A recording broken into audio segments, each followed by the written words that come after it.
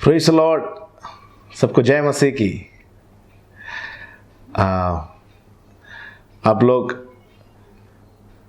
शक ना करें, मैं ही हूँ, स्टैनली हूँ। सब लोग लॉकडाउन में हैं, तो इससे अच्छा और अच्छा मौका बाल निकालने के लिए नहीं मिलेंगे। तो पिछले दिन बाल को निकाला, मगर जब हम मिलेंगे तब तक बाल आ जाएंगे। एनीवे, सब लोग अपने अपने घरों में हैं और ऑनलाइन सर्विसेज में आप लोग जुड़े हुए हैं। रविवार के दिन, शुक्रवार और पिछले दिन आप लोग प्रकाशित वाक्य पुस्तक से सीख रहे थे। बहुत ही अद्भुत बात है परमेश्वर के वचन सीखना। आशा करते हैं आप लोग आज भी इस ऑनलाइन सर्विस को देख रहे हैं। यदि कोई भी आप लोग पहली बार सुन रहे हैं तो कृपया वो जो चैट बॉक्स आप देख रहे हैं वहाँ पर आप आपका नाम और आप कहाँ से देख रहा है और आपका फ़ोन नंबर यदि आप डालोगे तो हम चर्च आपसे संपर्क करेंगे। इस समय कलीसिया के सदस्यों से कहना चाहते हैं, आप इस वीडियो को आप आपके दोस्तों को और आपके परिवार वालों को आप शेयर कर सकते हैं, ताकि उनके जीवन में भी ये वीडियो आशीष के कारण होने पाए। आमीन। सब कुछ नया हो रहा है। परमेश्वर हर एक के जीवन में कुछ नया कार्य कर रहा है। हमारे लिए ये दिन अद्भुत है और महिमा में दिन है। हमारे लिए बुराई नहीं है, हमारे लिए परमेश्वर का भलाई हमेशा प्रकट है। इसलिए आशा से आशा की ओर, महिमा से महिमा की ओर, अनुग्रह से अनुग्रह की ओर हम जाने पाए। हालेलुया। तो जैसे आपसे बताया गया था कि आज जो मंगलवार है, बाइबल स्टडी, बाइबल स्टडी के टेलीकास्टिंग होंगे। तो आज मैं आप लोगों के सामने परमेश्वर के वचन से कुछ बातें आपको समझाना चाहते हैं, सिखाना चाहते हैं। अलग अलग टॉपिक्स के ऊपर हम आने वाले दिनों में वचन से सिखाया जाएगा। तो आज भी हम कुछ सीखने जा रहे हैं। तो क्या आप लोग तैयार हैं? तो आप आपके पास बाइबल को निकाल कर रखें और एक नोटबुक को, डायरी देख सकते हैं, डायरी को निकाल कर रखें। एक पेन अच्छा रहेगा यदि आपके हाथ में है। एंड जो भी यहाँ पर बोल रहा है आप ध्यान से सुने और उसको लिख कर रखिए। मैं आपसे कहना चाहता हूँ, बाइबल स्टडी जब आप अटेंड करते हैं, सुनते हैं, यदि आप लिखते नहीं हैं तो कोई फ़ायदा नहीं। जब मैं कुछ नया सीखता हूँ तो तुरंत मैं ये पेन उठाता हूँ, पेन उठाकर लिखने लग जाता हूँ। आप मेरे डायरी चेक कर सकते हैं, इसमें मैं लिख कर रखा हूँ सब कुछ। तो लिखना बहुत ज़रूरी है।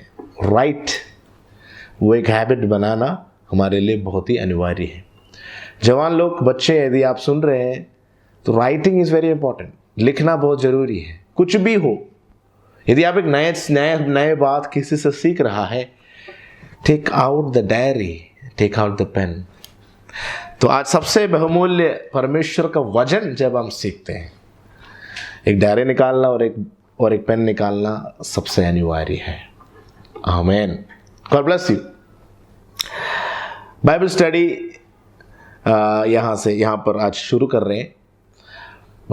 और आज से जो बाइबल स्टडी में आपके लिए लेना चाहते हैं, उसका नाम है, एक टॉपिक के ऊपर होगा। वो टॉपिक है ट्रू वर्शिप, सच्चे आराधना। आराधना शब्द हम सिर्फ चर्च में ही नहीं, विश्व भर में, दुनिया के हर क्षेत्र में ये शब्द हम सुनते हैं, आराधना या आराधक।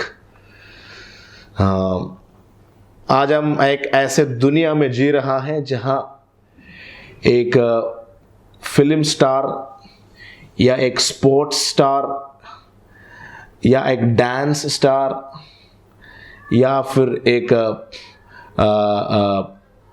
एंटरप्रेन्योर, बिजनेसमैन, ऐसे विभिन्न क्षेत्रों में प्रभाव डालने वाले लोग या एक्सलेंस में चलने वाले लोगों का आराधना करने वाले लोग बहुत हैं। और हमारे देश खास तौर से भारत विशेष रूप से एक ऐसे देश है जहां फैन फॉलोइंग बहुत है। बहुत फिल्म स्टार्स को, स्पोर्ट्स स्टार को उनकी आराधना करना लोगों के लिए एक क्रेज है। तो सच्चे आराधना के ऊपर कुछ बातें सीखना हमारे लिए अनिवार्य है। हाँ, ये सच है कि जिस व्यक्ति पर हमारा हृदय जुड़ जाता है, जिस व्यक्ति से हम बहुत पसंद करता है, या फिर एक ऐसे व्यक्ति जो एक ऐसे काम कर रहा है जो हम नहीं कर सकता और हम उनके उस काम से बहुत आश्चर्यचकित हो गया, we are surprise and we are shocked, तो हम उस व्यक्ति का आराधना करने लग जाते हैं। दुनिया सिंगर्स को, फिल्म स्टार्स को, स्पोर्ट्समैन को ऐसे आराधना कर रहे हैं।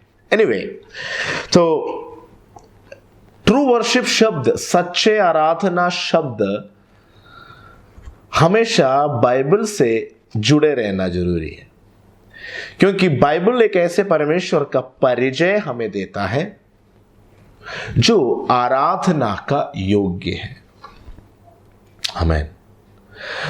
बाइबल में एक वचन है जिसमें ऐसा लिखा है, सृष्टि या मनुष्य सृष्टिकर्ता को भूलकर सृष्टि का उपासना करने लगा। मतलब इतना ही आप समझ लीजिए कि सृष्टि का आराधना करने लगा, जबकि उस सृष्टि का एक सृष्टिकर्ता है। तो यदि सृष्टि का एक सृष्टिकर्ता है तो उसका आराधना ट्रू वर्शिप के और हमें अगुवाई कर सकते हैं। मगर सृष्टिकर्ता के बारे में एक बार सुनने से सच्चे आराधना दिल से नहीं होता। सच्चे आराधना तब एक व्यक्ति के अंदर आता है जब वो व्यक्ति प्रेम को अनुभव करना शुरू करता है। बाकी सब आराधना प्रेम से जुड़ा हुआ नहीं है, बाकी सब आराधना झूठे आराधना है। अब मैं आपको समझाना चाहता हूं कि ट्रू वर्शिप या सच्ची आराधना क्या है। सच्ची आराधना एक धागा है। मैं फिर से कहना चाहता हूं, सच्ची आराधना एक धागा है। अब मैं धागा शब्द का इस्तेमाल करता हूं तो आपको समझना जरूरी है। धागा से आप बांध सकते हैं, अलग अलग जगहों की ओर आप बांध सकते हैं। सच्ची आराधना एक ऐसा अवस्था है जिसके साथ बाकी सारे जीवन का क्षेत्र जुड़े रहना जरूरी है। बाकी जीवन के सारे क्षेत्र की ओर यदि कोई भी एक धागा आ रहा है तो वो और कुछ भी नहीं है, वो सच्चे आराधना का धागा है। जीवन को बैलेंस करने वाला, जिंदगी को बैलेंस करने वाला और कुछ भी नहीं है, वो है सच्चे आराधना। आमीन। तो आप लिख सकते हैं, सच्चे आराधना एक धागा है। और मैं आपसे कहना चाहता हूं, सच्चे आराधना के अंदर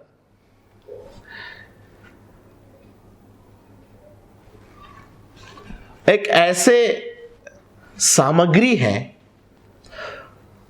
जो हमें परमेश्वर के साथ जोड़ता है। फिर से रिपीट करना चाहता हूं, सच्चे आराधना एक ऐसे आवश्यक सामग्री है जो हमें परमेश्वर के साथ जोड़ने में सबसे ज्यादा मदद करते हैं। एक दूसरे भाषा में कहें, परमेश्वर के साथ यदि हम जुड़ रहे हैं तो उसका सबसे बड़ा कारण यह है कि हमारे अंदर से सच्चे आराधना प्रकट हो रहा है। आमीन। और सच्चे आराधना वही कर सकते हैं जो व्यक्ति, जिस व्यक्ति का आराधना कर रहा है वो व्यक्ति सच्चा है। यदि वो व्यक्ति सच्चा है तो आपकी आराधना सच्चे हो जाएंगी। और मैं और आप जानते हैं कि हम किसकी आराधना करते हैं। हम यीशु मसीह का आराधना करते हैं, जिन्होंने कहा मैं ही सत्य हूं, मैं ही मार्ग हूं, मैं ही जीवन हूं। हालेलुया। तो वो जब सत्य है उसकी आराधना करना सच्चे आराधना के समान है। अब यीशु की आराधना क्यों करना है? यीशु की आराधना इसलिए करना है क्योंकि वो आपको इतना चाहता है कि वो आपके लिए उसका जान देने के लिए तैयार रहा। अब आप मुझे बताइए, ऐसे कौन है जो आपको चाहते हुए जान को दे दिया, आपको पाने के लिए अपना लहू, आखिरी बूंदी लहू तक बहाया, और कोई नहीं है।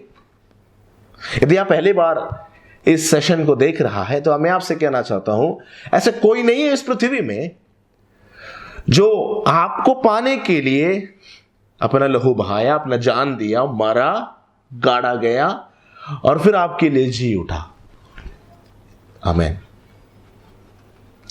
तो उस व्यक्ति का आराधना करना हमारे लिए मूर्खता नहीं है, हमारे लिए सबसे अनिवार्य बहुमूल्य चीज है। हालेलुया। और सच्चे आराधना ही हम सबको अनंत जीवन में जोड़ता है।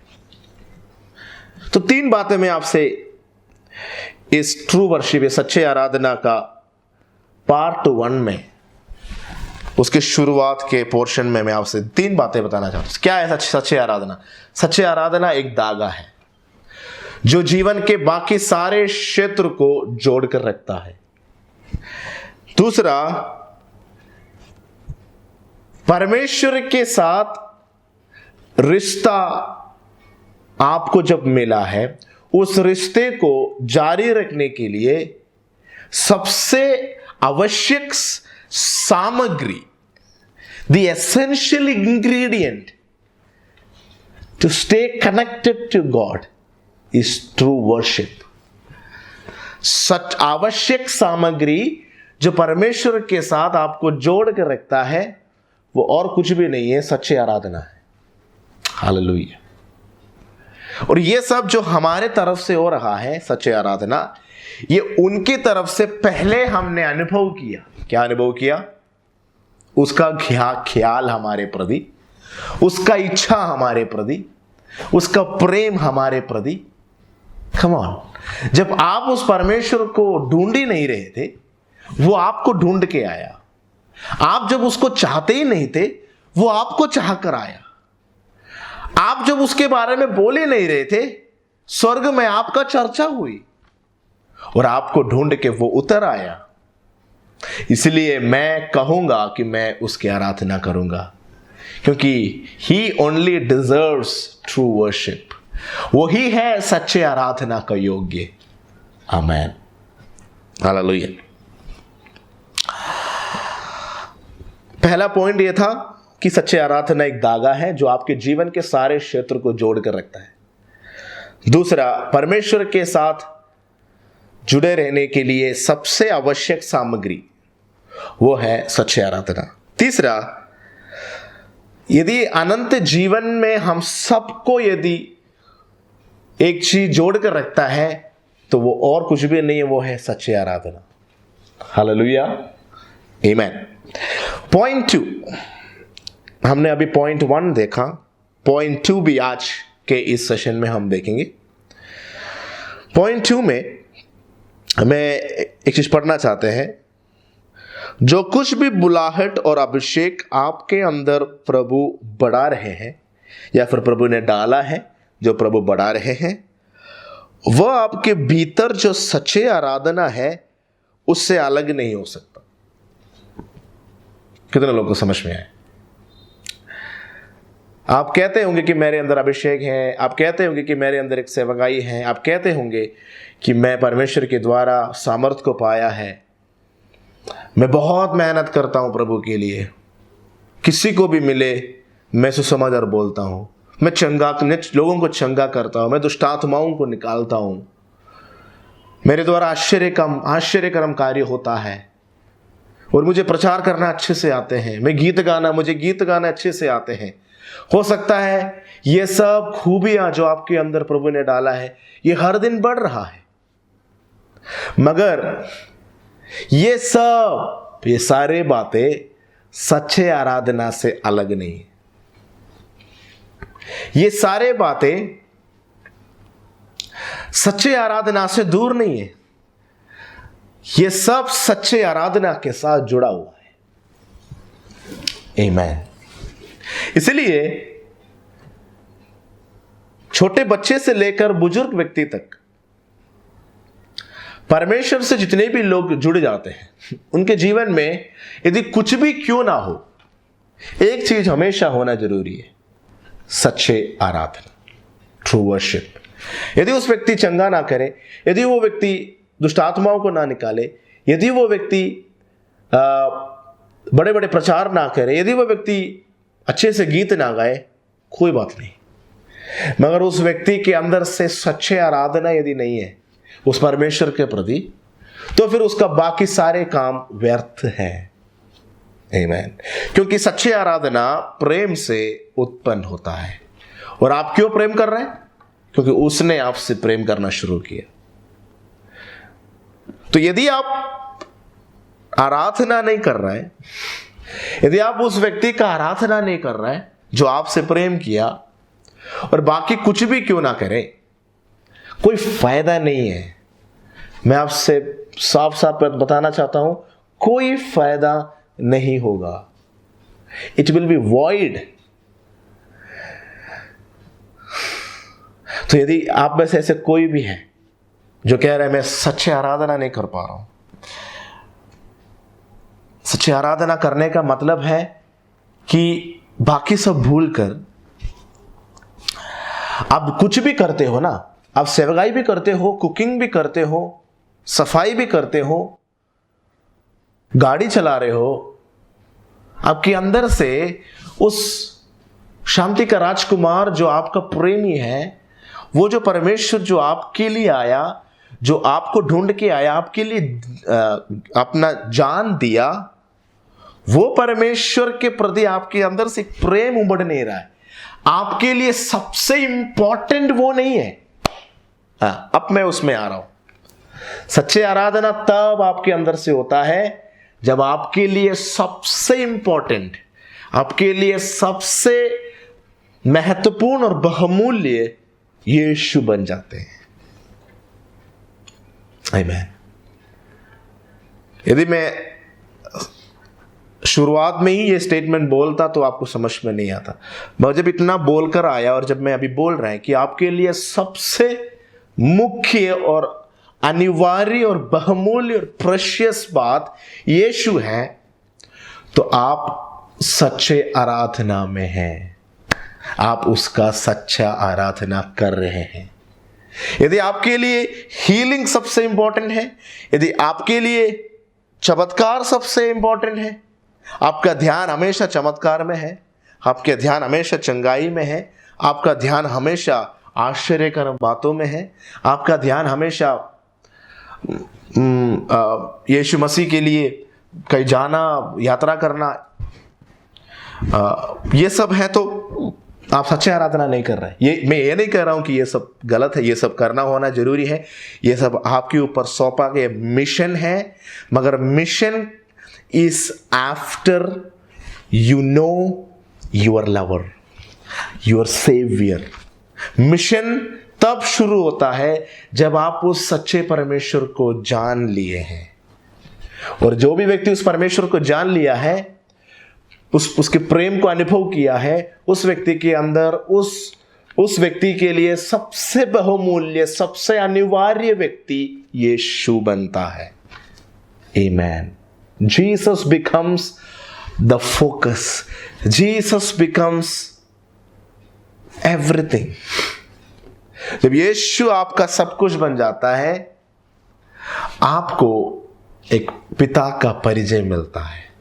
हालेलुया।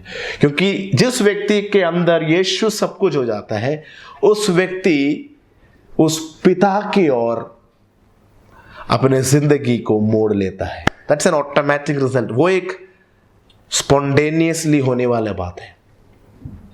हालेलुया। और जिनके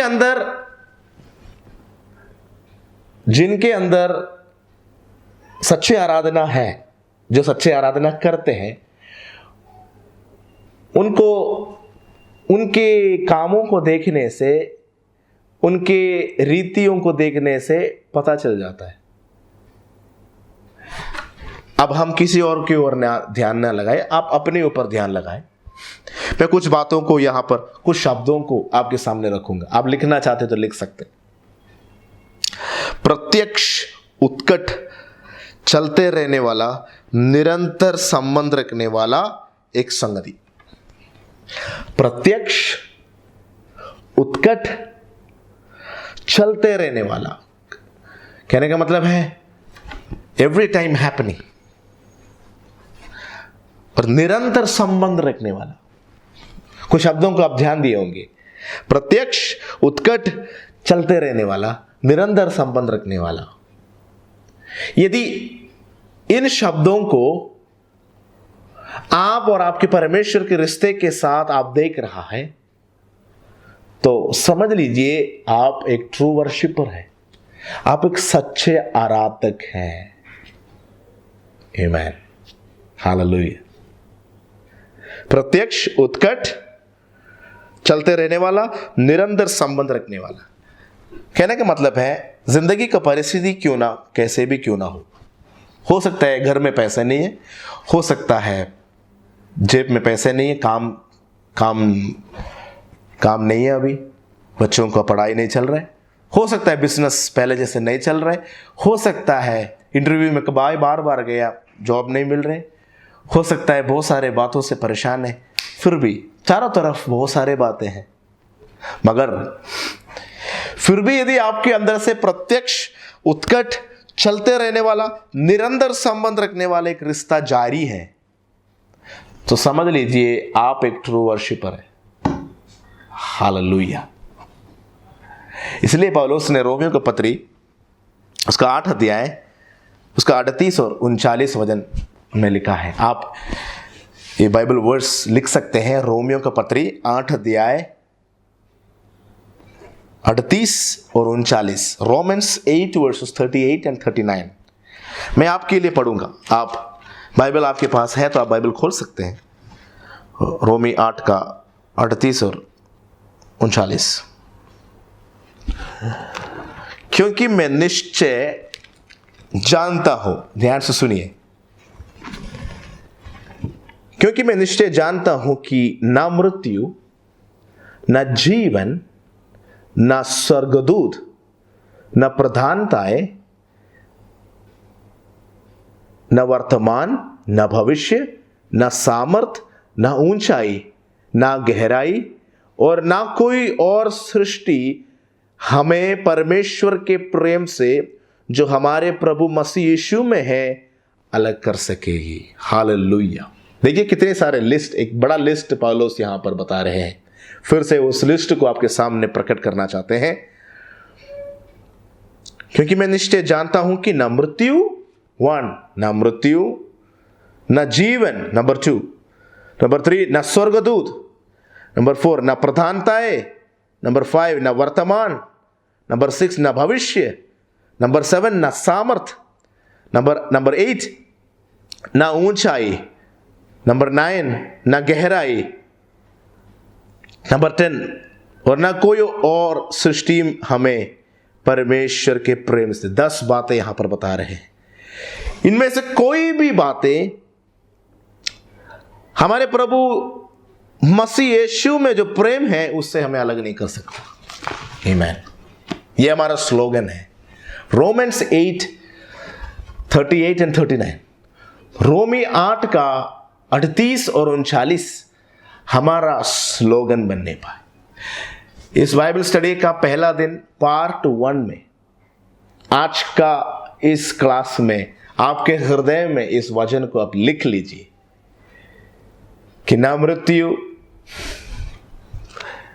न जीवन, न स्वर्गदूत, न प्रधानताएं, न वर्तमान, न भविष्य, न सामर्थ, न ऊंचाई, न गहराई और न कोई और सृष्टि हमें परमेश्वर के प्रेम से जो हमारे प्रभु यीशु मसीह में है अलग कर सके।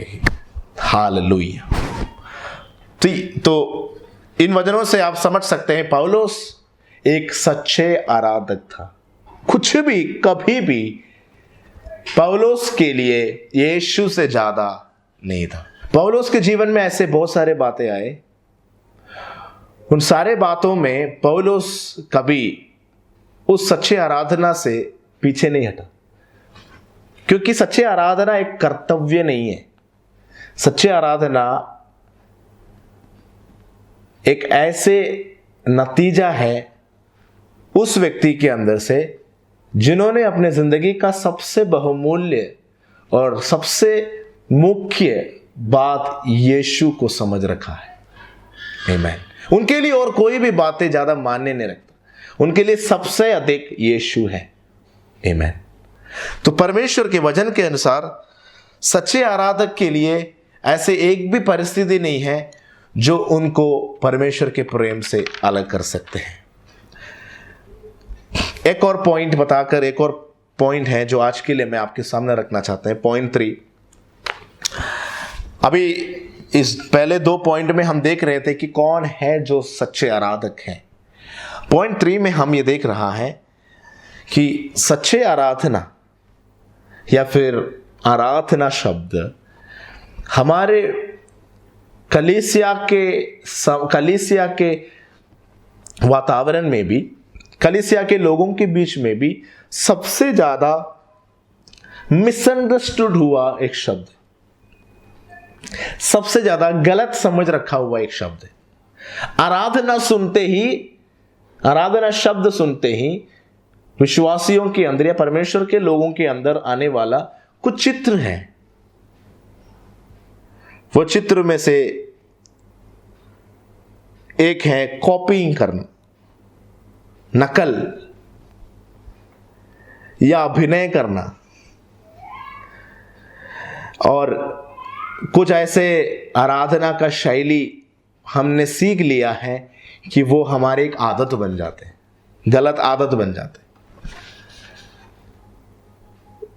कई बार क्या हो जाता है, आराधना करो करके कोई बोलते हैं तो वो व्यक्ति उस व्यक्ति को खुश करने के लिए कोई और आराधना करते हुए देखकर उसके जैसे आराधना करने का कोशिश करता है।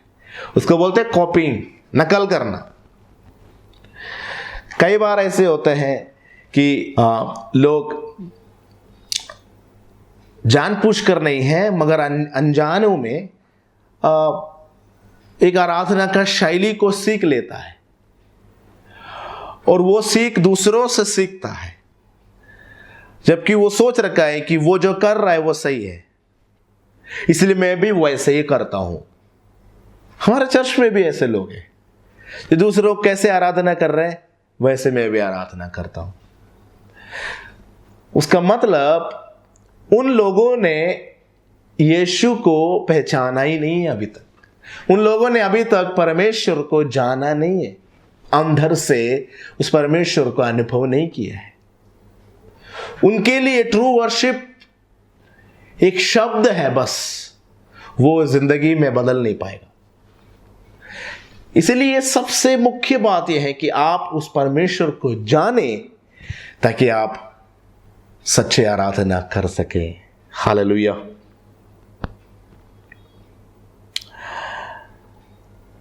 परमेश्वर को जानना जरूरी है। अब मैं आपसे एक और बात कहना चाहता हूं। क्रूस तक, कलवरी क्रूस तक परमेश्वर के खोजी में थे लोग। क्रूस के बाद हम परमेश्वर का खोजी नहीं है, हम परमेश्वर को जानना शुरू करना है। Till the cross It was all about seeking God. After cross, it is not about seeking, but it is about knowing the Lord. Hallelujah. आज मैं और आप जब यीशु मसीह के उस क्रूस के बलिदान के द्वारा उद्धार पाए हुए लोग हैं, हमारे लिए सबसे जरूरी है कि खोजना बंद करके जानना शुरू करें। इसका मतलब यह नहीं है कि खोजना गलत है। मैं आपसे कहना चाहता हूं, यह हर एक का लेवल है। आप शायद खोजने का स्तर में होंगे, आपको खोजना जरूरी है। खोजो, वचन में लिखा है ढूंढो तो तुम पाओगे। यदि आप हृदय की गहराई से उस परमेश्वर को खोज रहा है तो वो आपसे मिलेंगे, जरूर मिलेंगे। मगर हो सकता है आप एक ऐसे लेवल में हैं कि आप उस प्रकाशन को पाया है कि आपके अंदर परमेश्वर है और आपने उसको स्वीकार किया है और आप उसको अनुभव कर रहा है, तो आप एक ऐसे व्यक्ति हैं, तो आपको परमेश्वर के बारे में और जानना है। पौलुस कहते हैं मैं उस मसीहा को और जानना चाहता हूं, I want to know him more. और पर ऐसे नहीं लिखा है कि I want to seek him. Seeking Bhajan Sangeeta में लिखा है, वो पुराने नियम में लिखा है। नया नियम में हम उसकी खोजी नहीं है, हम उसको जान रहा है। हालेलुया। फिर से मैं कहना चाहता हूं, इसका मतलब ये नहीं है कि आप खोजो मत। हो सकता है आप परमेश्वर को अंदर से अनुभव नहीं कर रहे, आपके अंदर वो प्रकाशन आया नहीं अभी। डोंट वरी, कोई बात नहीं। ये बाइबल स्टडी आपको उस परमेश्वर को खोजी बनने के लिए उत्साहित कर रहे हैं। आज से प्रार्थना में जब आप जाते हैं, आज से जब आप आराधना के लिए व्यक्तिगत समय बताते हैं, तो परमेश्वर से बोले प्रभु मुझे आपका प्रकाशन दे, give me the revelation of you, who you are. जब उस समय प्रभु आपको यह बताएंगे कि मैं तेरे अंदर हूं, जब आपको यह पता चलेंगे कि वो आपके अंदर है, उस दिन से आप उसको खोजना बंद करोगे, आप उसको जानना शुरू करोगे। और जो भी व्यक्ति जानना शुरू करोगे, ये बोलकर मैं समाप्त कर रहा हूं, जो भी व्यक्ति उसको जानना शुरू करोगे, वो एक सच्चे आराधक बनना शुरू हो जाते हैं। He who starts knowing God will become a true worshipper. Hallelujah. मेरे साथ आमीन बोल सकते हैं? आमीन। तो आज से आप उस सच्चे आराधना में प्रवेश करने पे, हो सकता है आप सच्चे आराधना कर रहे हैं, आप उसको अनुभव कर रहे हैं, आप उसको जान रहे हैं। ये एक व्यक्तिगत अनुभव है। अब मेरा व्यक्तिगत अनुभव मैं एक सीमा से ज्यादा एक्सप्रेस नहीं कर सकता, मगर आप जानते हैं कि आप कितना उस परमेश्वर का अनुभव कर रहे हैं। यदि आपको लगता है आप अनुभव नहीं कर रहे, आप उसको जान नहीं रहा है, तो आप उसको खोजें। खोजने वालों के लिए वो उपस्थित हो जाते हैं, वो उपलब्ध है। He is available now. जब परमेश्वर अवेलेबल है, खोजी है, तब आप उसको ढूंढ निकालो, उस प्रेमी को ढूंढ निकालो और उसका जानना शुरू करो। जब आप उसको जानना शुरू करोगे, आपके जिंदगी के हर क्षेत्र में आप सच्चे आराधना करने लगेंगे। इसलिए मैंने बोला सच्चे आराधना क्या है? एक धागा है जो हर जीवन के क्षेत्र में फैले हुए हैं। हालेलुया। वहां पर सच्ची आराधना जिनके अंदर से है, उनके अंदर कंप्लेंट्स नहीं होगा, उनके अंदर कुटकुटाहट नहीं होगा, उनके अंदर कभी पराजय का चिंता नहीं होगा। वो हमेशा मसीह में जयवंत रहेगा। वो परिस्थिति के कारण नहीं, उन्होंने पाया गया प्रकाशन के कारण। God bless you. आज शाम के समय इस बाइबल स्टडी के द्वारा आपसे मिलने का अवसर प्रभु ने दिया। ये सिर्फ एक पार्ट 1 है। पार्ट 2 अगले हफ्ते सच्चे आराधना का हम और भी सीखेंगे। मैं आपसे और इस विषय के ऊपर और भी बातें समझाना चाहता हूँ, सिखाना चाहता हूँ। तैयार रहे। आशा करता हूँ ये बातें आप आपके नोट्स में लिख लिया है। अगले हफ्ते भी आपके नोट्स, बाइबल सब लेकर तैयार होकर हाँ मंगलवार शाम को 7 बजे हम बाइबल स्टडी के लिए इकट्ठे होंगे। God bless you, let you be a true worshipper, एक सच्चे आराधक आप बनने पाए। आमीन।